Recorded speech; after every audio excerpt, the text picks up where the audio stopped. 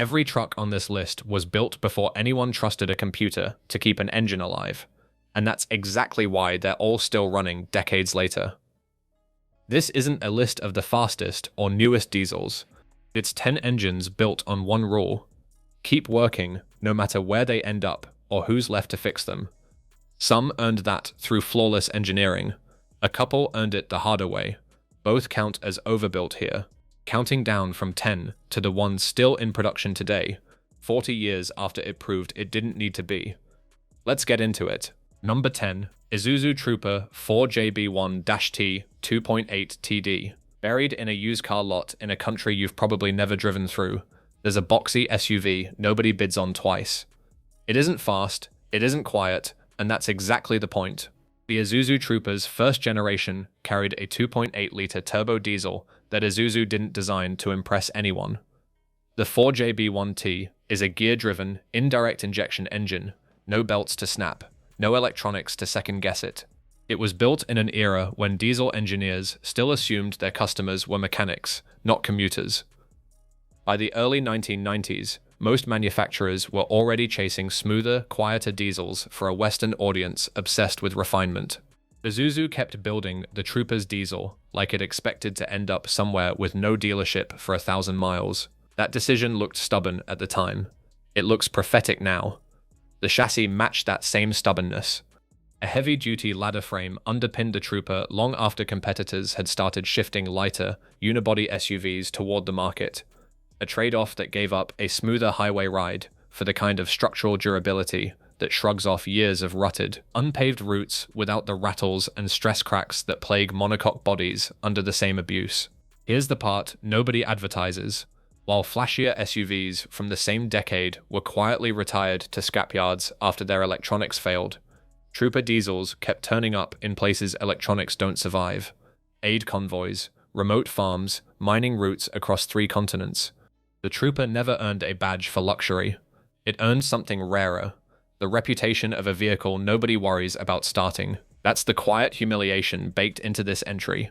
The manufacturers chasing comfort-built vehicles that impressed showroom customers and disappointed everyone else. Isuzu built a vehicle that disappointed showroom customers and never let down anyone who actually needed it. Parts interchangeability across Isuzu's commercial truck lineup only reinforces that reputation.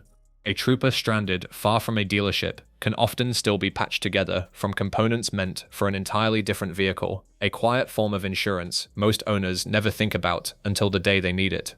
Today, running first-generation Troopers are treated less like used cars and more like tools that happen to have 4 doors.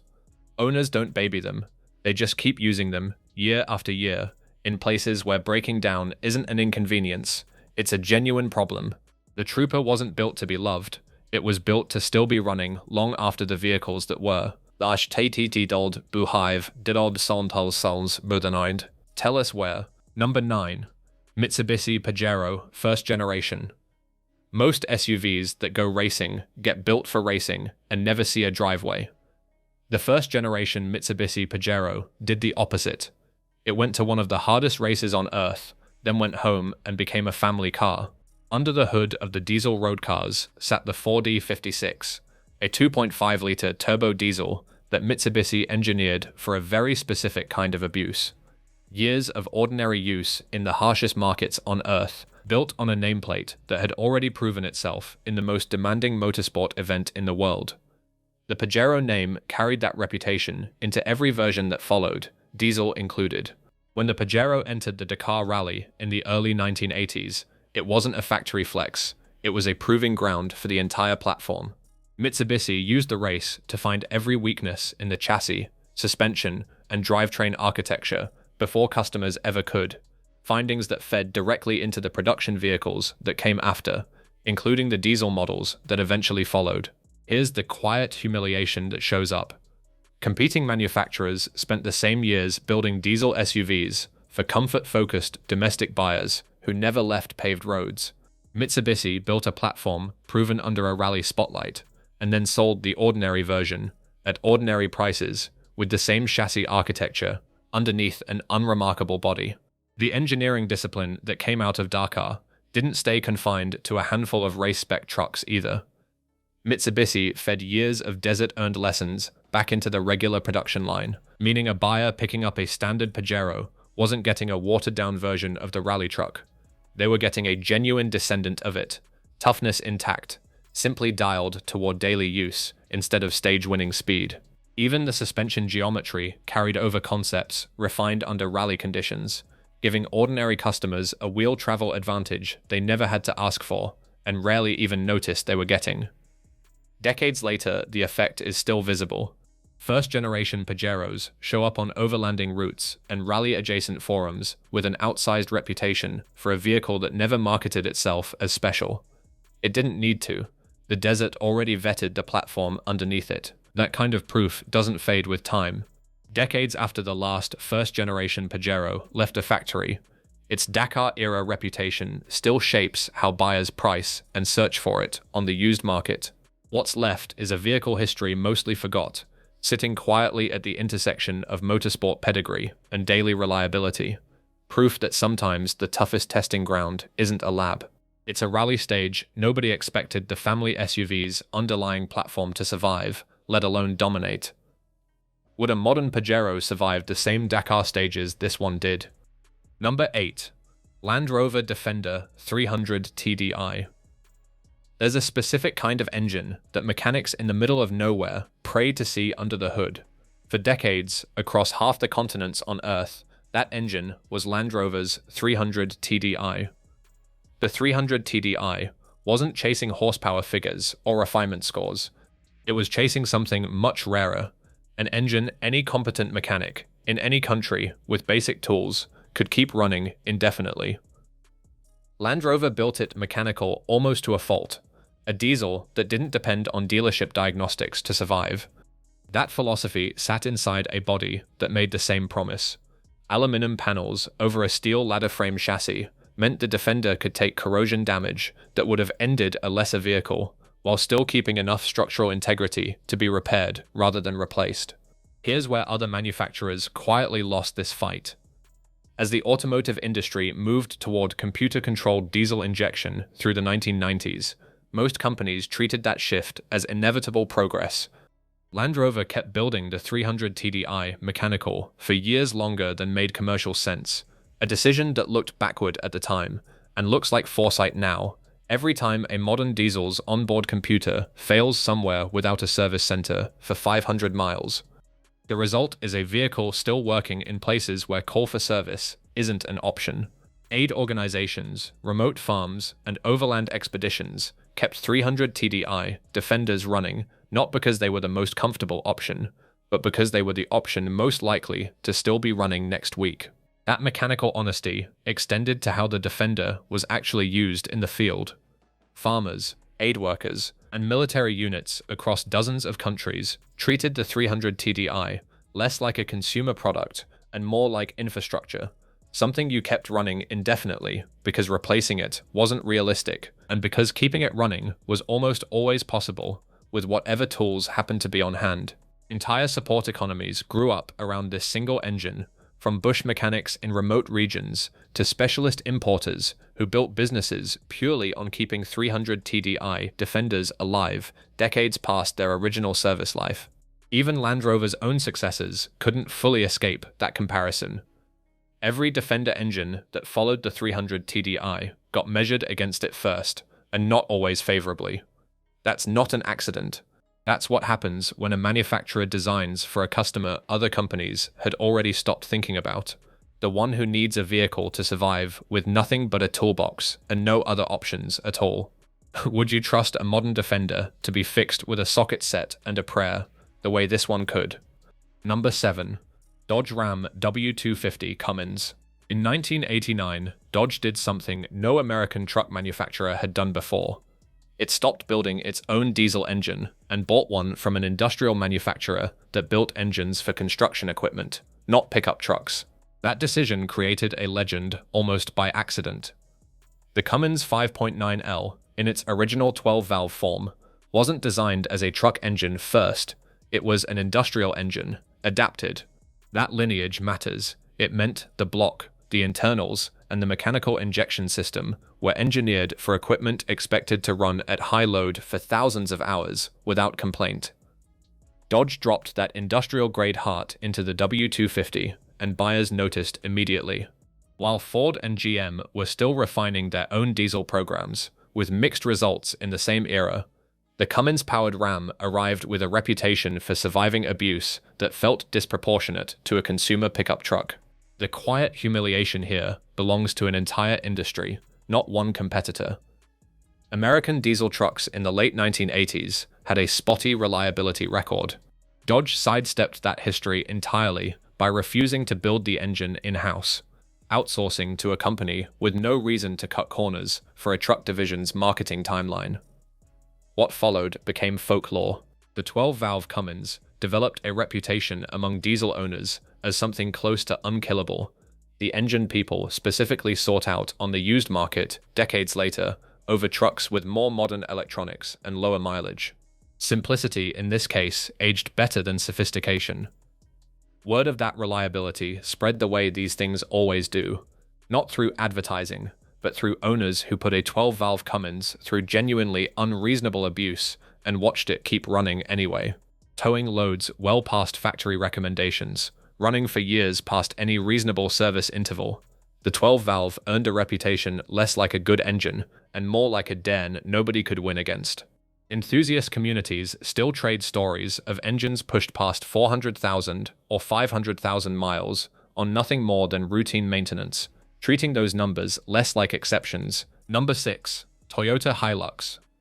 Somewhere in a mining operation, on a humanitarian aid route, or in a war zone with no functioning infrastructure, there's almost certainly a Toyota Hilux still running. That's not a coincidence. It's the entire design philosophy. Across its late 1980s through early 2000s generations, the Hilux was fitted with a rotating cast of diesel engines, the 3L, the 5L, and later the 1KZ TE, each one built around the same unspoken requirement: don't be the reason this truck stops working. Toyota wasn't chasing horsepower figures in this era. It was chasing a reputation, one abused fleet vehicle at a time. That reputation didn't come from marketing.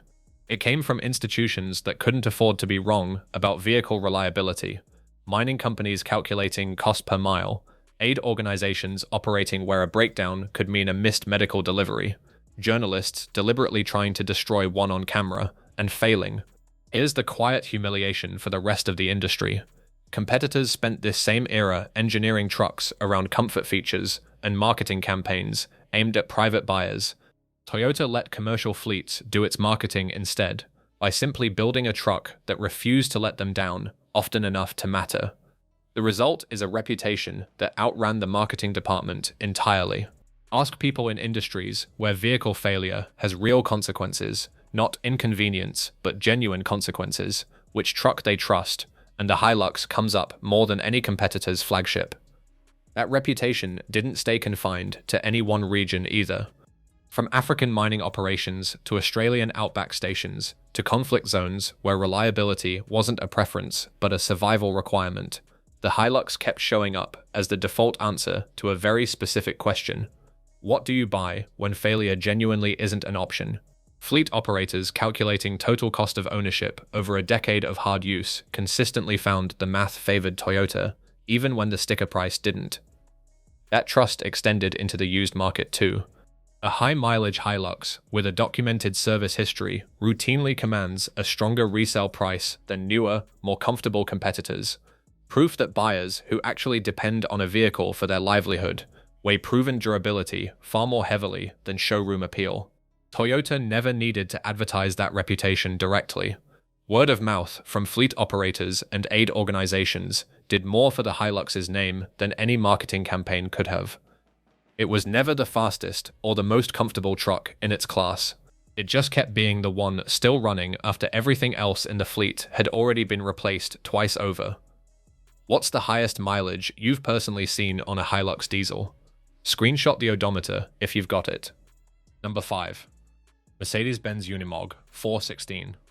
Most off-road vehicles are built by widening the wheelbase or adding bigger tires. Mercedes-Benz took a completely different approach with the Unimog 416. It rebuilt the entire concept of what a wheel could do.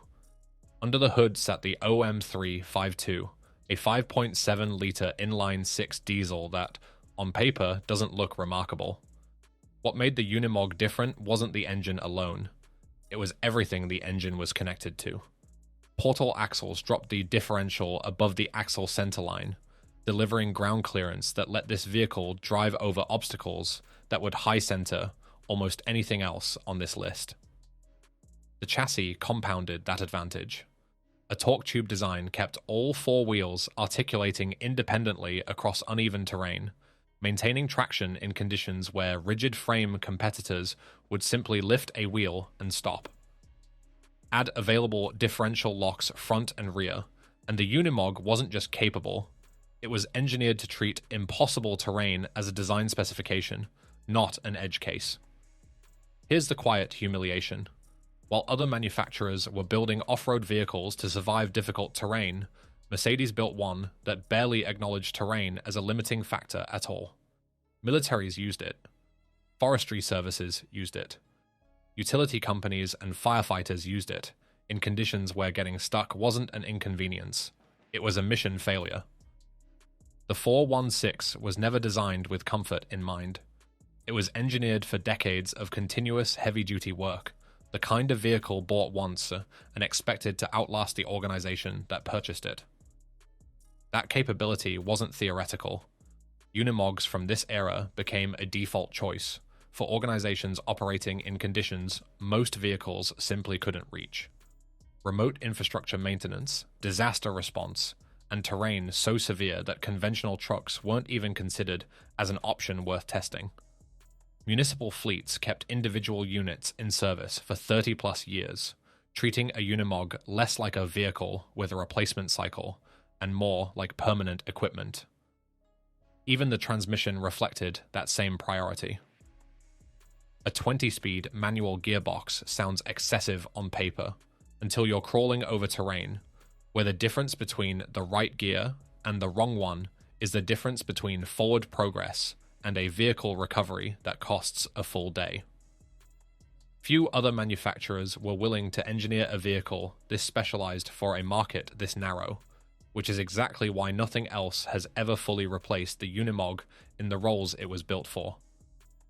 Decades later, Unimogs from this era still show up in active service, a testament to an engineering philosophy that treated good enough as an insult, not a standard. Have you ever seen a Unimog in person? Tell us where. These things show up in the most random places. Number 4. Ford F25, 07.3-litre Power Stroke. By the mid-1990s, Ford needed a diesel engine that could go head-to-head with Dodge's newly legendary Cummins. Instead of rushing something in-house, Ford partnered with International, a heavy truck manufacturer with no interest in building anything less than bulletproof. What came out of that partnership was the 7.3-litre Power Stroke, an engine that quietly became one of the most respected diesels in American truck history. It wasn't flashy. It wasn't even particularly powerful compared to what came after it. What it was nearly impossible to kill through normal use, and difficult to kill even through abnormal use. The F25, built around it, inherited that same philosophy. This wasn't a truck-chasing, comfort-focused suburban buyers. It was a truck built for contractors, farmers, and towing heavy work, where an engine failure meant lost income, not just an inconvenient repair bill. Here's the quiet humiliation buried in this entry. Ford's successor engine, the 6.0-litre Power Stroke, that replaced it in 2003, developed a reputation for exactly the opposite kind of story. Emissions-era complexity that introduced failure points the 7.3-litre never had. The old, simple engine ended up outliving the reputation of the more advanced one that replaced it. That's a pattern worth sitting with. The industry kept adding complexity in the name of progress, and the market kept discovering that the older, simpler engine was often the one still running 2 decades later. That reputation only grew once the emissions-focused 6.0-liter Power Stroke arrived and immediately developed a very different kind of story. One involving head gasket failures and injector problems that many owners never experienced on the engine it replaced. Suddenly, a truck that had felt merely solid in its own era started looking, in hindsight, like the high point of an entire engineering approach. Shops specializing in 7.3-liter rebuilds and preservation sprang up specifically because demand for the old engine never actually went away.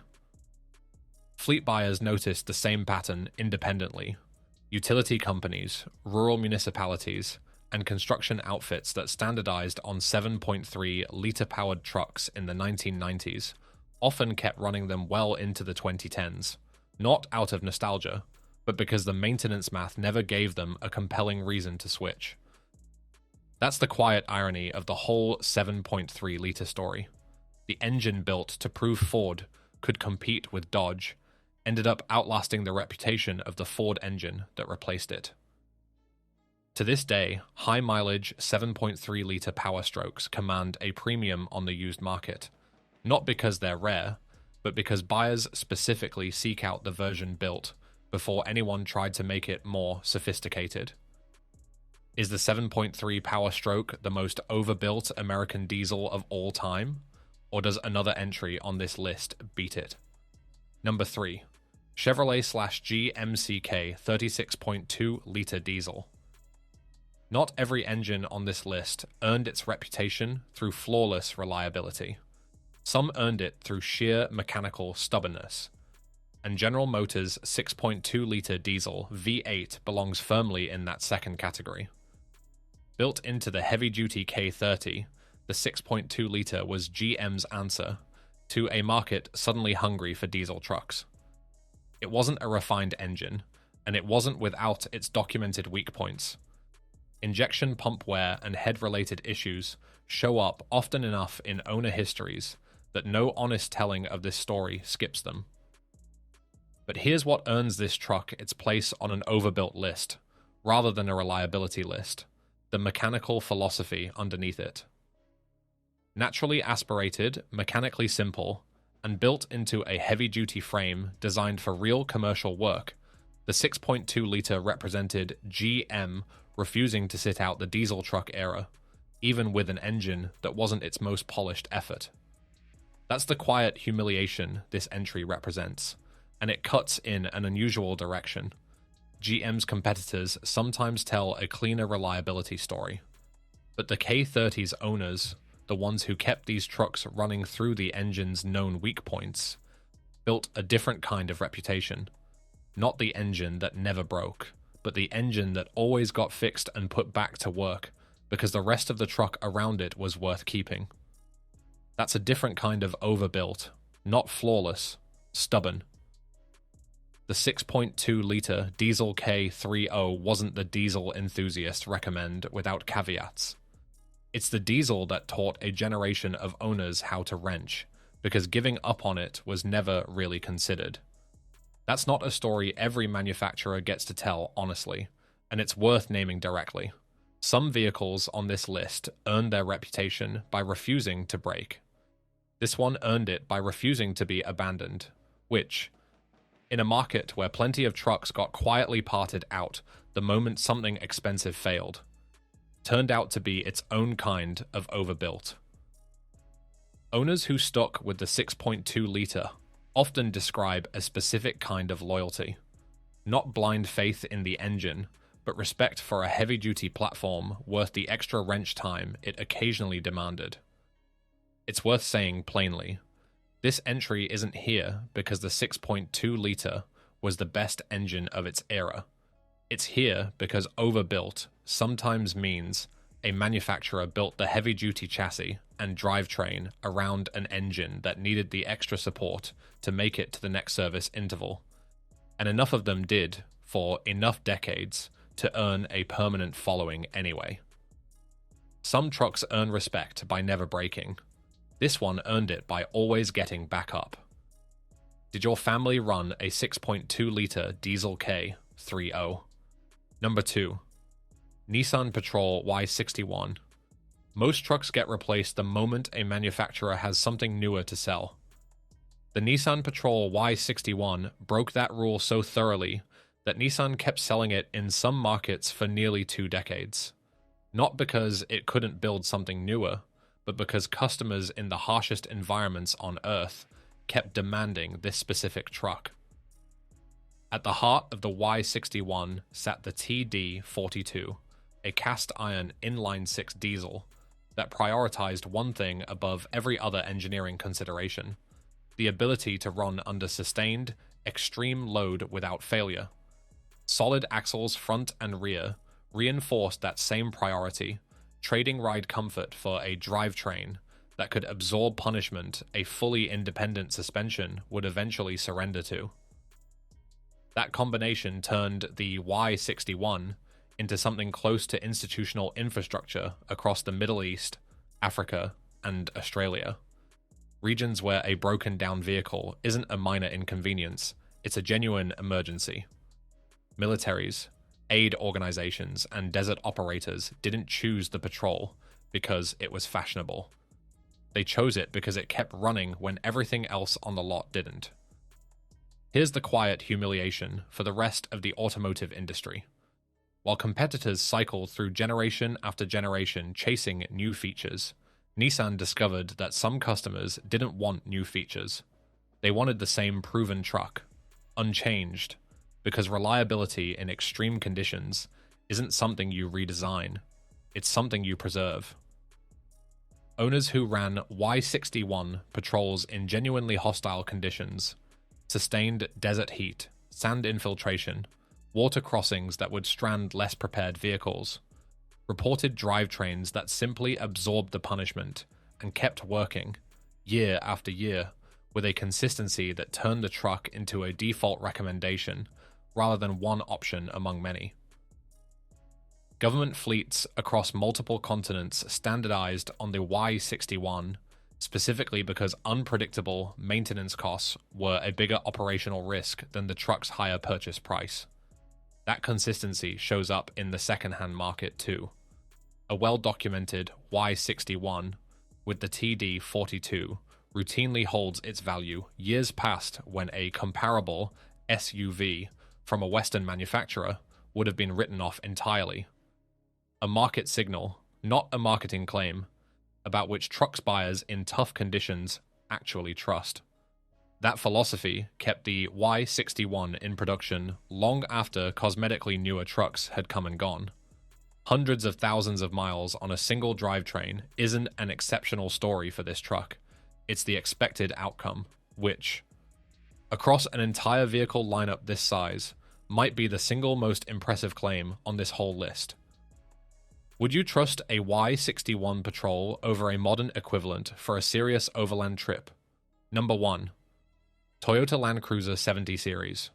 Most vehicles on this list earned their reputation and then got replaced. The Toyota Land Cruiser 70 Series never got the memo that it was supposed to retire. First introduced in 1984, the 70 Series has remained in continuous production for over 4 decades. An almost unheard of lifespan in an industry where most platforms are redesigned every 7 to 10 years. Across that span, its diesel engines evolved from the mechanically simple 1HZ through the more powerful 1VD-FTVV8 turbo diesel introduced in 2007, and, as of a 2024 update in most markets, the newer one, GD-FTV 4-cylinder turbo diesel that replaced the V8 entirely. 3 completely different engines, one truck that never stopped being built. That philosophy was simple. Build a truck that mining companies, aid organizations, militaries, and remote communities across multiple continents could depend on without exception. Heavy-duty ladder frame construction and full floating axles weren't styling choices. They were the minimum requirements for a vehicle expected to operate in places where the nearest replacement part might be 1,000 miles away. Here's the quiet humiliation that closes out this entire list. Nearly every other manufacturer treated OVERBUILT as a temporary marketing angle for one generation. then moved on to chase comfort, technology, or cost efficiency. Toyota treated it as a permanent design requirement and simply never stopped building the truck that resulted. While competitors cycled through redesign after redesign, the 70 series kept doing the same job it was built for in 1984, updated just enough to stay compliant with modern regulations, never enough to compromise the reason people bought it in the first place. Even the interior tells that story. Where most manufacturers treated cabin technology as an annual upgrade cycle, the 70 series kept its dashboard deliberately basic for decades. Not from a lack of resources, but because every unnecessary system was one more potential point of failure. In a truck meant to keep running in places where failure wasn't an inconvenience, it was the whole problem. Mining companies operating fleets in the hundreds still specify the 70 series over newer, more comfortable alternatives because predictable maintenance beats every other consideration when a breakdown costs a full day of lost operations. And here's the detail that separates this entry from every other vehicle on this countdown. It isn't a survivor from another era. It's still in production right now. The same basic design, still being purchased new today by the exact same kind of buyer who trusted it 40 years ago. Nothing else on this list can say that. The 70 series is still being built today. What other vehicle on this list do you think could have lasted 40 years in production? 10 trucks, 10 decades of combined proof that overbuilt isn't a marketing word, it's a design philosophy, and most of the industry abandoned it the moment comfort and quiet became more profitable than durability. Every engine on this list was designed by someone who assumed the truck would end up somewhere far from a dealership, with nobody but the owner to keep it alive. That assumption is exactly why they're still running. If we missed a diesel that deserved a spot on this list, put it in the comments. We read everyone, and the next countdown might just prove you right. If this is the kind of vehicle history nobody else is covering, subscribe, because there are a lot more of these stories still buried out there. We'll see you in the next one.